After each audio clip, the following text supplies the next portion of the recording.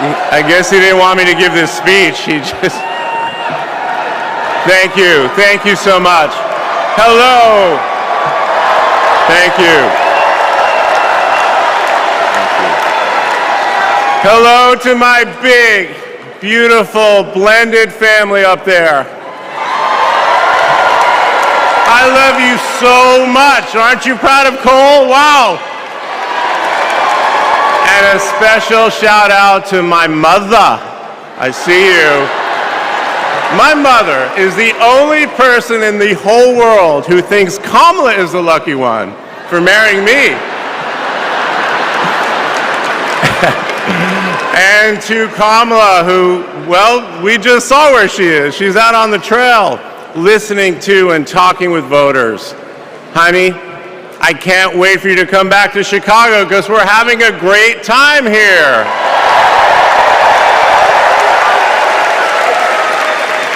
I love you so much.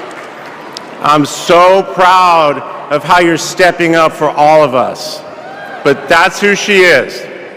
Wherever she's needed, however she's needed, Kamala rises to the occasion. And she did it for me and our family. And now that the country needs her, she's showing you what we already know. She's ready to lead. She brings both joy and toughness to this task, and she will be a great president we will all be proud of. Now, I'm the son of two Brooklynites, Mike and Barb. They've been together almost 70 years. My dad worked in the shoe business in Manhattan, and he moved our family out to New Jersey. Where's New Jersey? I see you out there. When I was a little kid.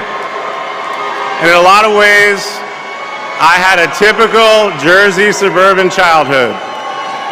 I biked around the neighborhood. I took the bus to Hebrew school. And I rode to Little League practice in the way back of my coach's wood-paneled station wagon. And if we did well, we got to have a Slurpee after. In my neighborhood, everyone left their garage door open. Wherever you ended up at dinner time, that's the family that fed you. Everyone took care of everyone else. And the guys I grew up with are still my best friends. The group chat is active every day, and it's probably blowing up right now, guys. When my dad had to get a new job, we moved across the country to LA. Money was tight. Hey, California.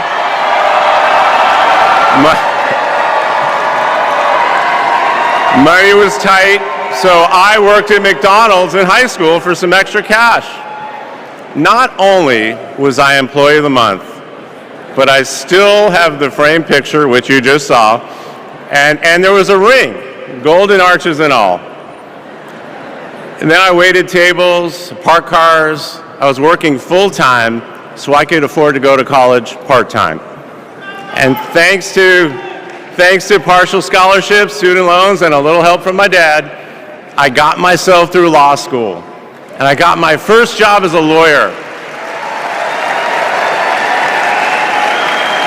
which is also where I met the guys in my fantasy football league. And a lot has changed in our lives since the early 90s, but my team name is still Nirvana. Yes, after the band. I worked hard, and I love being a lawyer. And by the way, I still get to be part of the profession by teaching students at Georgetown Law School. I got married, became a dad to Cole and Ella. Unfortunately, I went through a divorce, but eventually started worrying about how I would make it all work. And that's when something unexpected happened. In 2013, I walked into a contentious client meeting. We worked through the issue, and by the end of the meeting, the now happy client offered to set me up on a blind date, which is how I ended up with Kamala Harris's phone number. Now, for generations, people have debated when to call the person you're being set up with. And never in history has anyone suggested 8:30 a.m. And yet, that's when I dialed. I got Kamala's voicemail and I just started rambling. Hey, it's Doug. I'm on my way to an early meeting. Again, it's Doug. I remember I was trying to grab the words out of the air and just put them back in my mouth. And for what seemed like far too many minutes, I hung up. By the way, Kamala saved that voicemail, and she makes me listen to it on every anniversary. But that message wasn't the only unusual thing about that day. Now, Kamala, who normally would have been working hard at her office, just happened to be waiting at her apartment for a contractor to do some work on her kitchen. I was eating at my desk, which was not a regular occurrence for a busy lawyer like me who appreciated a good business lunch. But that's when she called me back. And we talked for an hour, and we laughed. Well, you know that laugh. I love that laugh.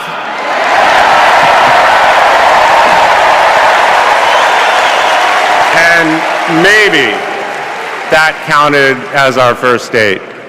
Or maybe it was that Saturday night when I picked her up and told her, buckle up, I'm a really bad driver.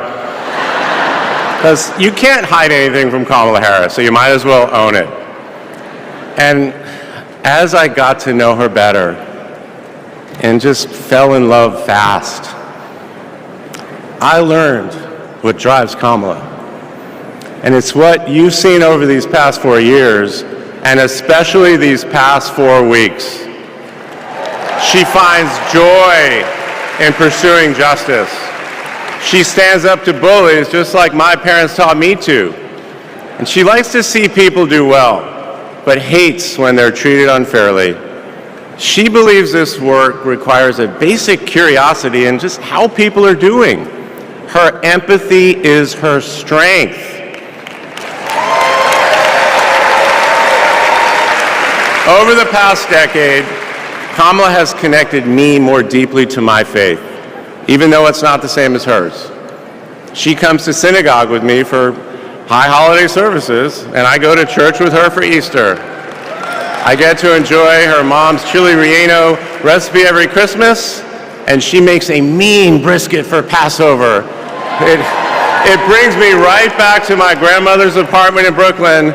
You know, the one with the plastic-covered couches. But Kamala has fought against anti-Semitism and all forms of hate her whole career. She's the one who encouraged me as second gentleman to take up that fight, which is so personal to me. And those of you who belong to blended families know that they can be a little complicated. But as soon as our kids started calling her Mamala, I knew we'd be okay. Ella calls us a three-headed parenting machine. Kamala and Kirsten, thank you both. Thank you both for always putting your family and the kids first. Now, Cole and Ella's friends knew that when they'd come over for Sunday dinner with Mamala, it was going to be real talk. In between taking cooking instructions, they'd have to answer questions about what problem they wanted to solve in the world.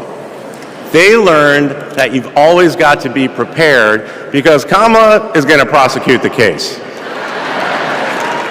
And in the same breath that Cole and Greenlee told us that they were engaged, they asked Kamala to officiate their wedding.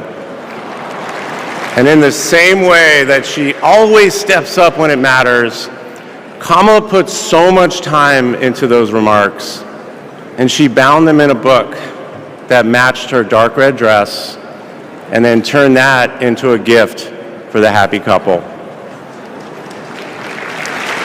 A few days ago, during this incredible time we're going through, there was a brief window when Kamala was back at home. And I saw her sitting on her favorite chair, and in the middle of a wild month, I just hoped that she was having a quiet moment to herself. But then I realized she was on the phone.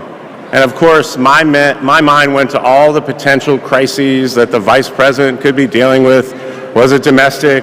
Was it foreign? Was it campaign? I could see she was focused, and all I knew was that it must be something important. And it turns out it was. Ella had called her. That's Kamala. That's Kamala. Those kids are her priorities, and that scene was a perfect map of her heart. She's always been there for our children, and I know she'll always be there for yours too. Kamala is a joyful warrior. It's doing for her country what she has always done for the people that she loves. Her passion will benefit all of us when she's our president. And here's the thing about joyful warriors. They're still warriors. And Kamala is as tough as it comes. Just ask the criminals, the global gangsters, and the witnesses before the Senate Judiciary Committee. She never runs from a fight. And she knows the best way to deal with a coward is to take him head on. Because we all know cowards are weak, and Kamala Harris can smell weakness. She doesn't tolerate any BS. You've all seen that look, and you know that look I'm talking about. That look is not just a meme. It reflects her true belief in honest and direct leadership. And it's also why she will not be distracted by nonsense. Kamala knows that in order to win, we cannot lose focus. America, in this election, you have to decide who to trust with your family's future. I trusted Kamala. This Thursday will be our 10th wedding anniversary, which I know it means I'm about to hear that embarrassing voicemail again. However, that's not all I'll be hearing. That same night, I'll be hearing my wife, Kamala Harris, accept your nomination for President of the United States. And with your help, she will lead with joy and toughness, with that laugh and that look, with compassion and conviction. She'll lead from the belief that wherever we come from, whatever we look like, we're strongest when we fight for what we believe in, not just against what we fear. Kamala Harris was exactly the right person for me at an important moment in my life. And at this moment in our nation's history, she is exactly the right president. Thank you so much.